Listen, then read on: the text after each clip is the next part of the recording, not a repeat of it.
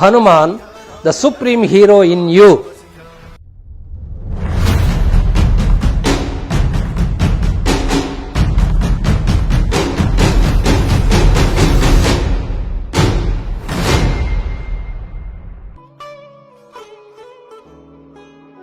ನಮಸ್ತೆ ಆತ್ಮೀಯರೇ.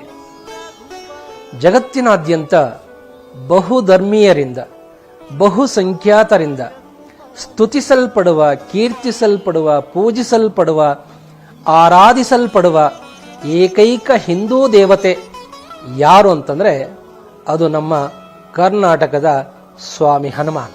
16ನೇ ಶತಮಾನದಲ್ಲಿದ್ದಂತಹ ಮೇರು ಸಂತರಾಗಿದ್ದಂತಹ ಮಹಾಕವಿ ತುಳಸಿದಾಸರಿಂದ ರಚಿಸಲ್ಪಟ್ಟಂತಹ ಈ ಹನುಮಾನ್ ಚಾಲೀಸವನ್ನ ಯಾರು ಪಠಿಸ್ತಾರೋ, ಯಾರು ಜಪಾನುಷ್ಠಾನ ಮಾಡ್ತಾರೋ ಅವರ ಎಲ್ಲ ಕಷ್ಟ ಕಾರ್ಪಣ್ಯಗಳು ಮಂಜಿನ ಹಾಗೆ ಕರಗಿ ಹೋಗುವುದು ಸೂರ್ಯನಷ್ಟೇ ಸತ್ಯ.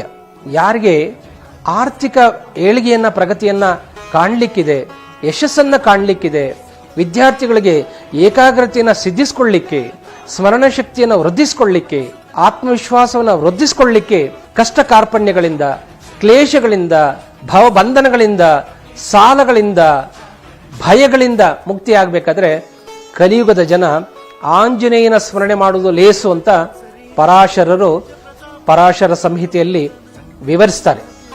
ಇಂತಹ ಆಂಜನೇಯನನ್ನ ಸ್ಮರಿಸುವ, ತಿಳಿದುಕೊಳ್ಳುವ, ಹನುಮಾನ್ ಚಾಲೀಸವನ್ನ ವೈಜ್ಞಾನಿಕವಾಗಿ ಪಠಿಸುವ ಮತ್ತು ಧ್ಯಾನಿಸುವ ಈ ಒಂದು ವಿಧಾನವನ್ನ ನಾವು ಈ ಶಿಬಿರದಲ್ಲಿ ಹೇಳಿಕೊಡ್ತಾ ಇದ್ದೀವಿ.